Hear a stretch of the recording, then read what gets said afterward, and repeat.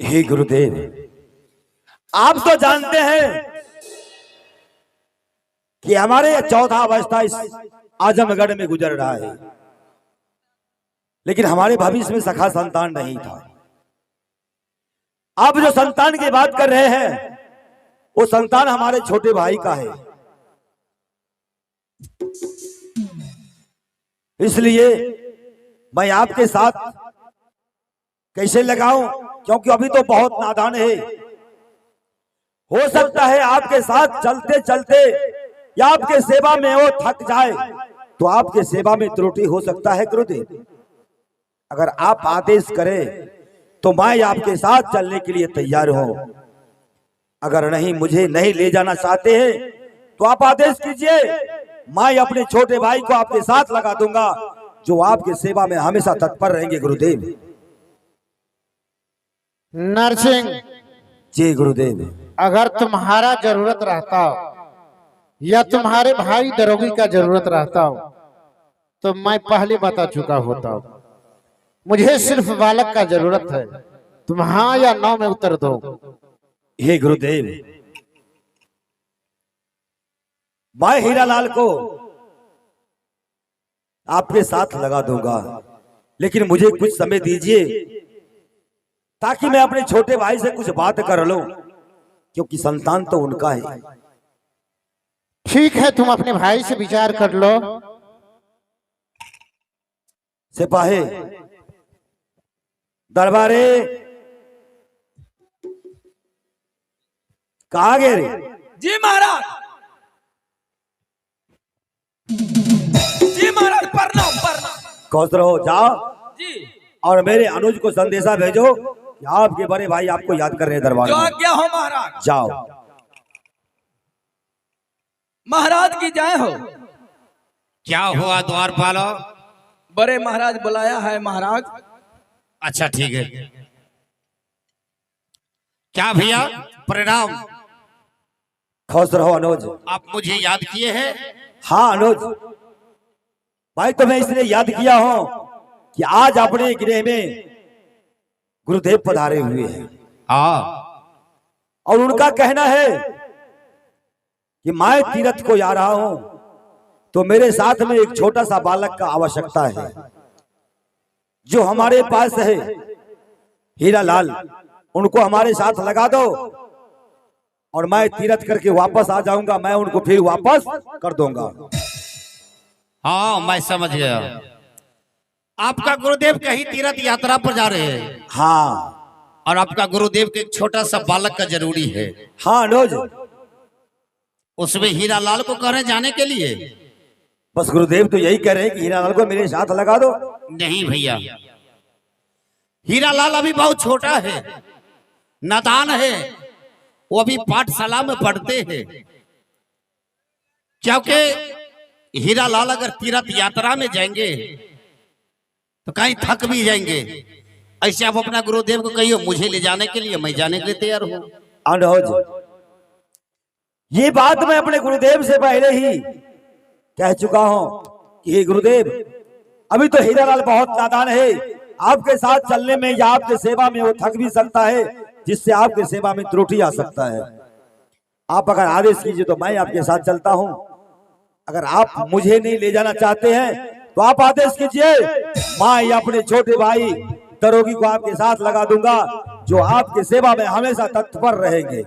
नहीं भैया, ऐसा नहीं हो सकता है। लेकिन हमारे गुरुदेव बोले कि अगर तुम लोग का आवश्यकता होता तो मैं पहले ही बोल दिया होता। मुझे तो बस छोटा सा बालक का जरूरत है, आवश्यकता है, इसलिए मैं तो वचन भी दे दिया हूं। अब तुम अपना राय बोलो। नहीं भैया, मैं कह रहा हूं ना कि अभी हीरालाल बहुत छोटा नादान है। मैं किसी गैर आदमी के साथ मैं अपना बेटा को नहीं भेजूंगा।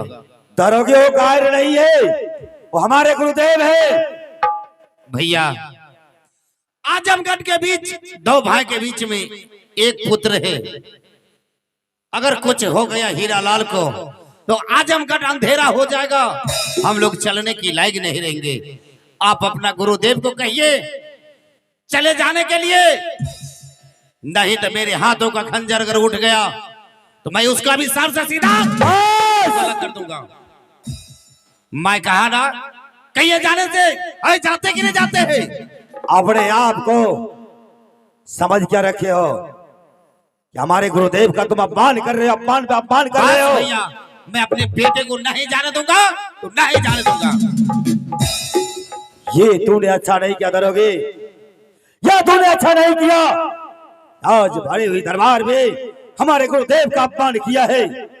हे गुरुदेव, मेरा छोटा भाई अभी बहुत नादान है, ना समझ है, उसे कुछ भी ज्ञान नहीं है। जो आपका अपमान किया, मैं उनकी तरफ से आपसे मैं क्षमा चाहता हूं गुरुदेव, क्षमा कर दीजिए। नरसिंह, अगर मैं चाहूं तो तेरे दोनों भाई का खेल पल में समाप्त कर सकता नहीं हूं, गुरुदेव, लेकिन मैं ऐसा नहीं करूंगा। लेकिन इसकी सजा तो दरोगी को मिलकर ही। गुरुदेव आप जाइए, मैं अब स्वयं सोच लूंगा कि करना क्या है, क्योंकि वो आपका अपमान किया है।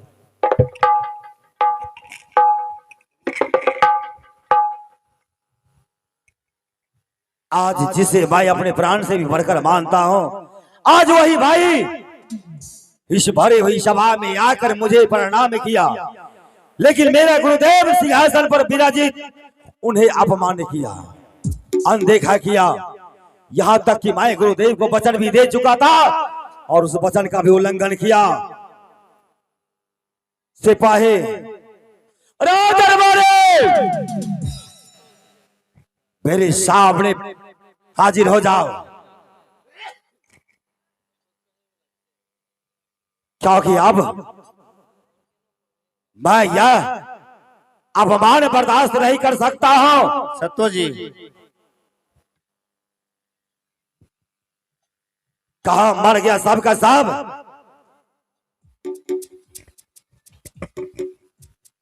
क्योंकि मेरी बदन तन बदन में आग लगा हुआ है, आग। पता नहीं कहां मर गया, कहां गया दरबारे।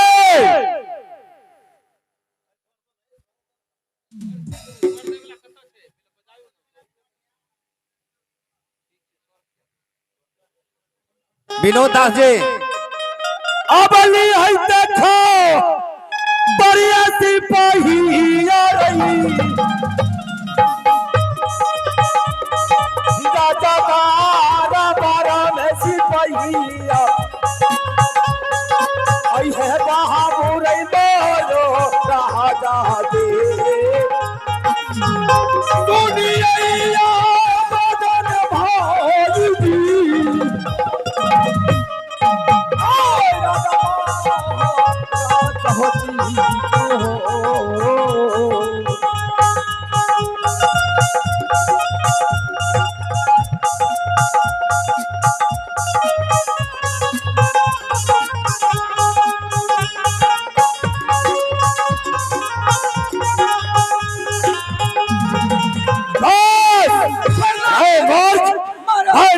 दरबार में चिल्ला रहा हो, लेकिन तो जी जी जी जी।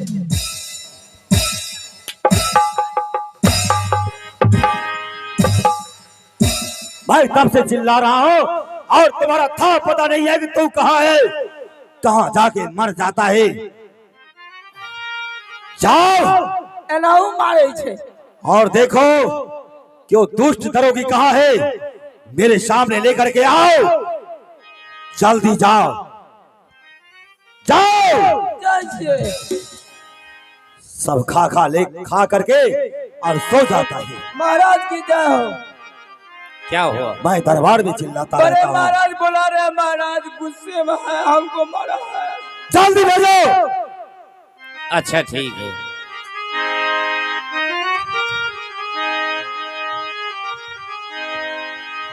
क्या भैया आप याद किए? प्रणाम भैया।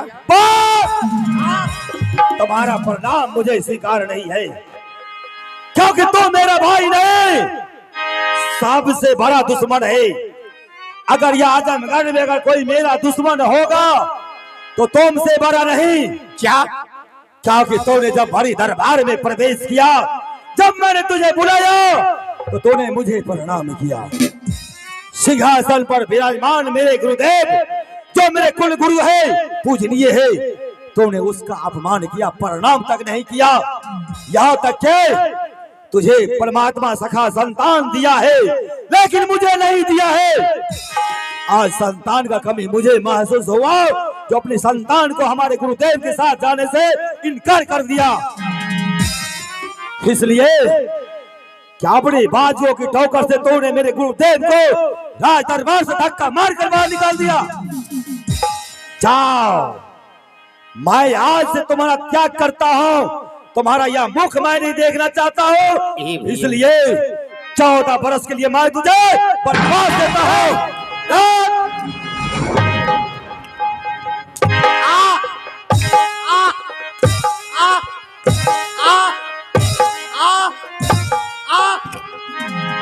नहीं भैया, अब मुझे क्षमा।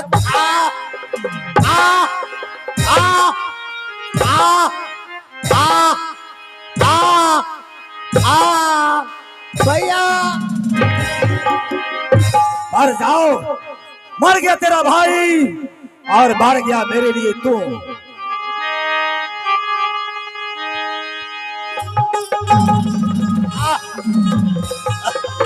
भैया आप मुझे क्षमा कर दिया। आ आ आ आ आ आ आ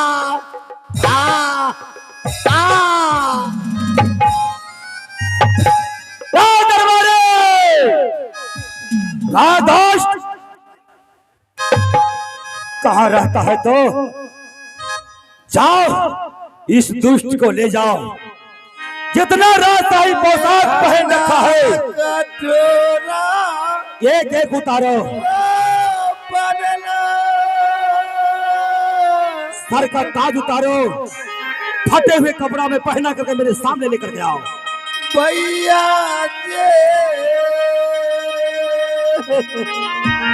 तुम्हारे जवान से भैया का शब्द मैं सुनना नहीं चाहता हूँ। आज हम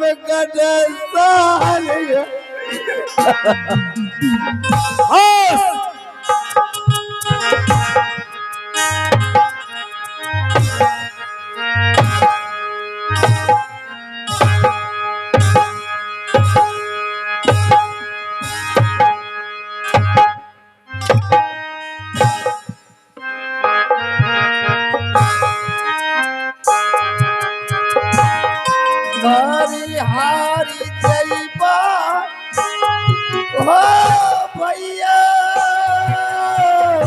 मार जाना जाके भैया ले जाओ। यो यही न करिया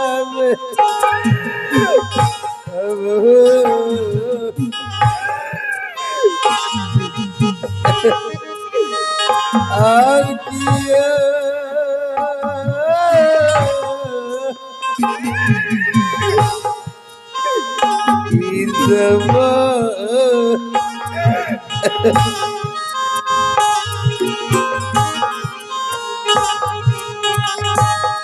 मरिहारी जईबा ले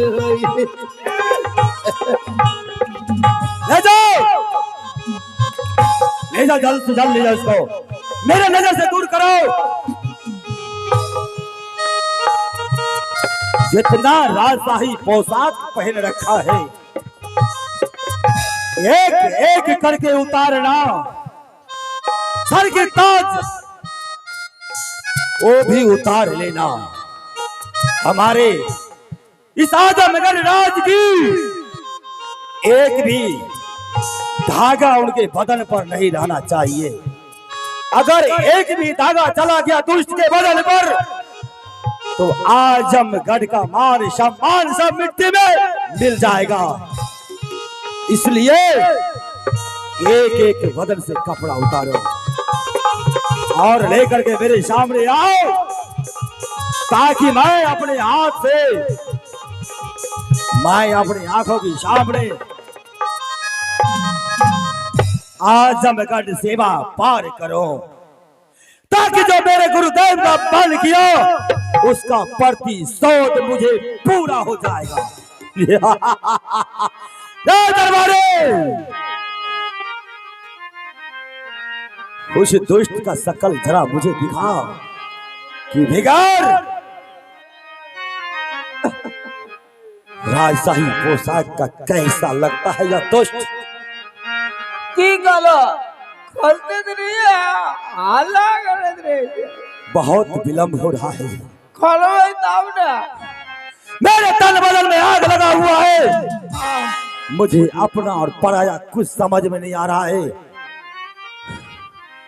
इसलिए तुम विलंब मत करो।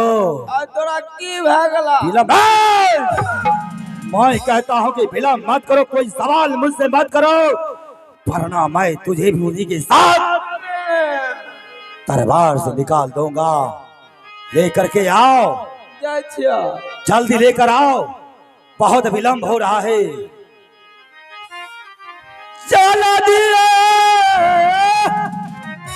देखा भी है खिलौना हमारी, ओहो तू सारे मन के देखा भी है, नहीं है बाबू रे मोरो ना आजा का।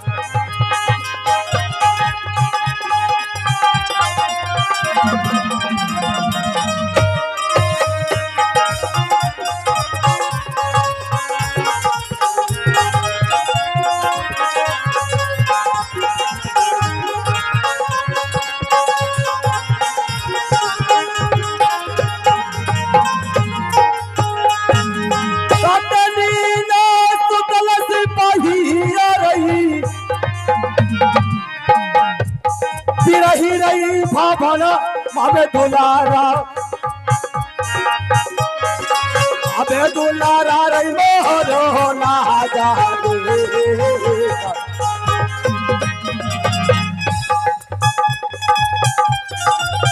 चल लेकर आओ मेरे सामने।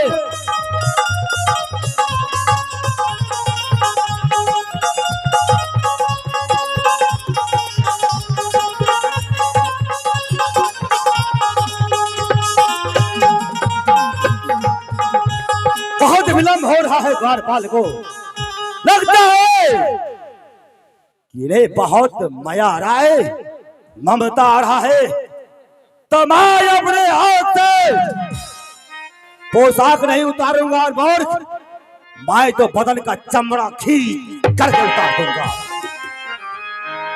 क्योंकि वही बदन पर ये राजशाही पोशाक पहन रखा था। जल्दी लेकर आओ ताकि मैं उसे शकल देखो और अपने दरबार से विदा करूं। जब तक मैं आजमगढ़ से नहीं निकालूंगा तब तक मेरे दिल में चैन नहीं मिलेगा। मुझे लगता है चल के देखना चाहिए कि दरबारी चट्टा मैं तेरे बदन से भी लगता है चमड़ा उतारना पड़ेगा रे मूर्ख, क्योंकि तो भी अब कामयाब नहीं रहा है।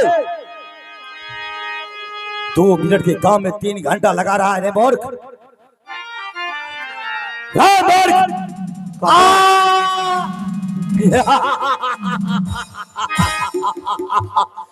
कितना मजा आ रहा है, इसका शकल देखो, ये मेरा भाई है, मेरे लिए तो राजकुमार है, और इस राजकुमार को ये बुद्धि जो अपने बड़े भाई से फैल रही है।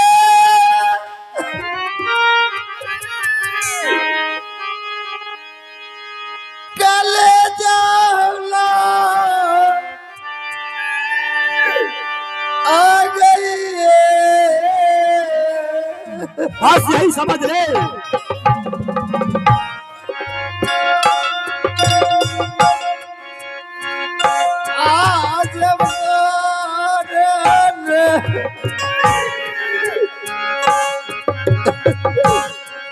गरिया में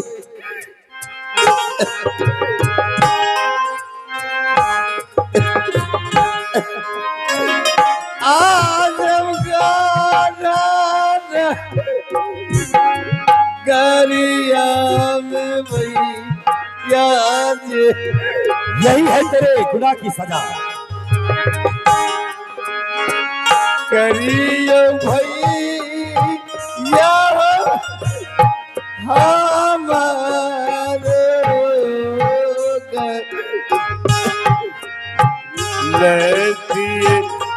भैया आप मुझे क्षमा कर दीजिए, तेरी गलती मैं बहुत बड़ा गलती कर दिया। आप मेरे पिता के समान हैं। मैं था तुम्हारे पिता के समान, लेकिन अब नहीं। नहीं भैया, अब तो तेरी भाई ये कसाई बन चुका है तेरे लिए, तेरे ये वचन कटु वचन के लिए।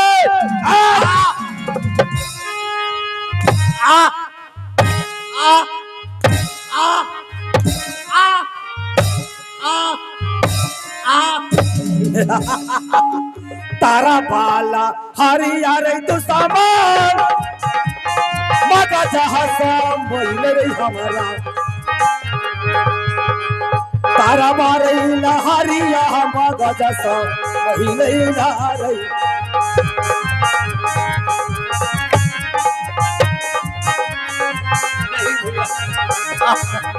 नहीं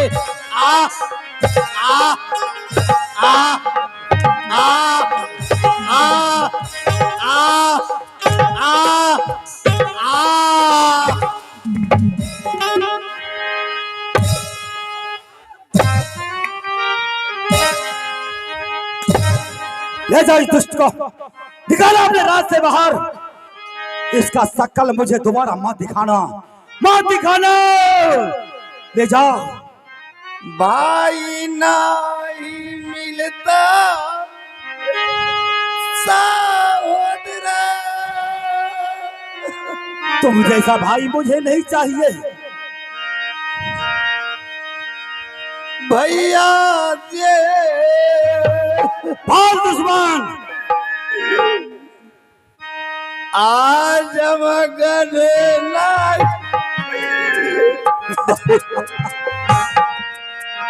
तेरे जैसा भाई मुझे नहीं चाहिए, समझ गया रे मूर्ख।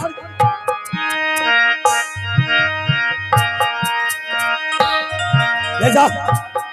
प्रेम के चंदाला ओ बनला,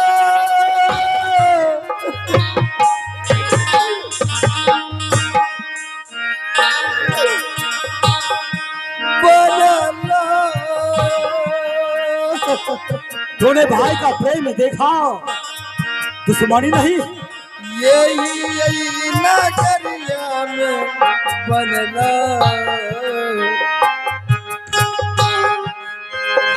आप किया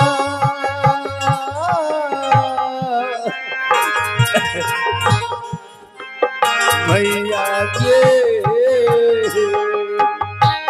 तेरे जुबान से भैया का शब्द मुझे अच्छा नहीं लगता है। प्रेम के चंडाल ये भैया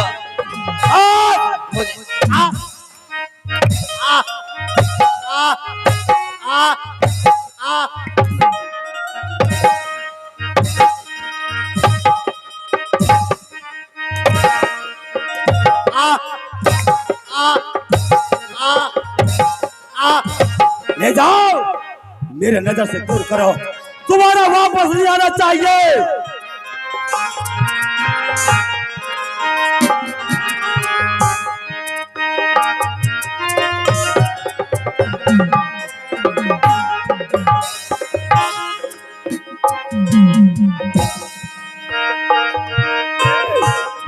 कोना के बीतई पई हमें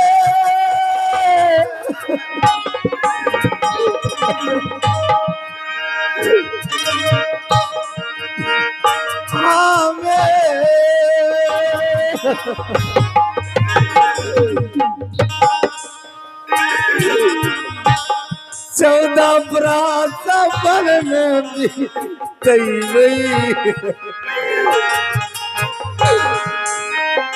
आप किया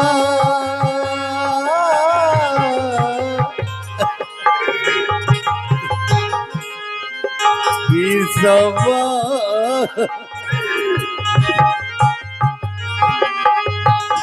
कोना के बितई भैया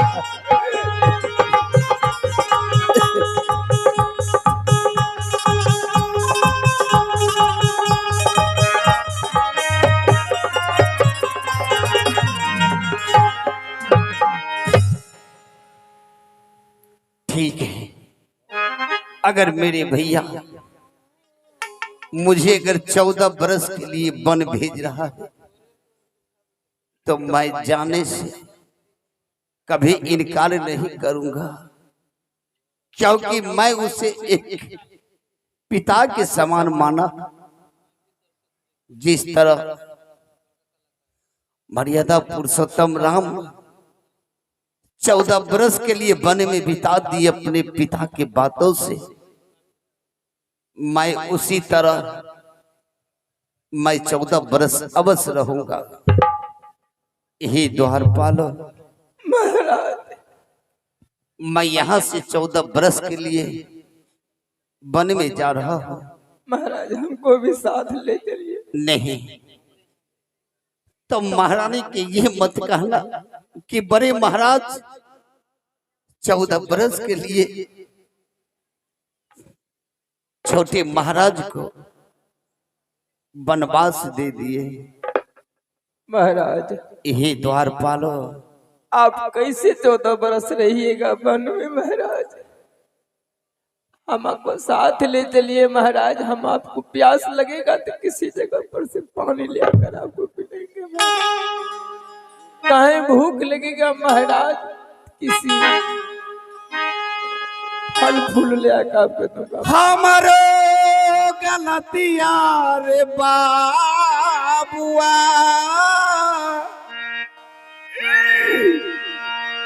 माफया बकरिया बाबुआ रे।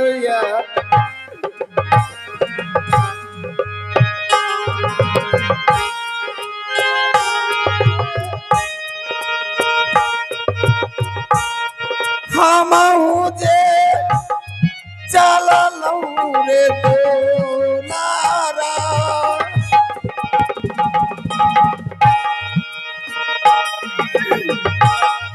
बन के रहिया रे बाबुआ रैया।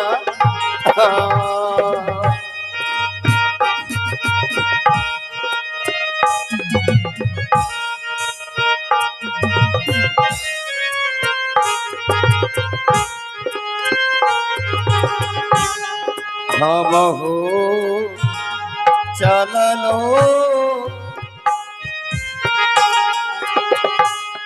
दुलारा।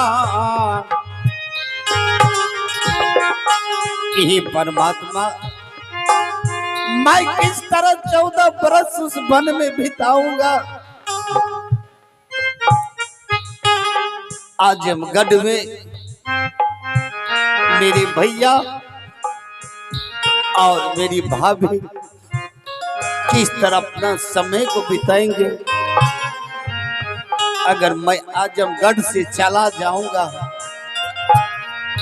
तो भैया और भाभी का बहुत कष्ट होगा।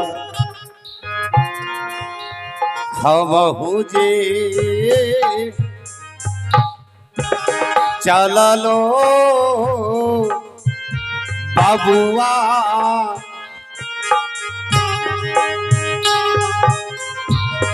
बन के रही ओरा बबुआ रोया।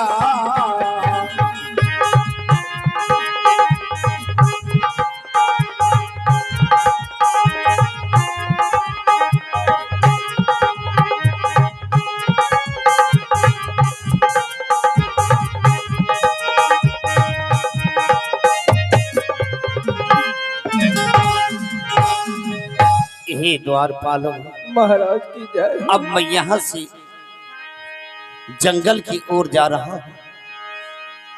मैं 14 बरस रह करके मैं 15वां बरस मैं आजमगढ़ में आऊंगा। तब तक तो महारानी को भैया और भाभी को तुम इतना ख्याल रखना बस। मेरा इतना तुझे महाराज ध्यान से रखना। 14 बरस तक कैसे अपनी महारानी को नहीं बताएंगे महाराज? कितने दिन तक हम इस बात को अपने सीने में छुपा कर रखूंगा महाराज?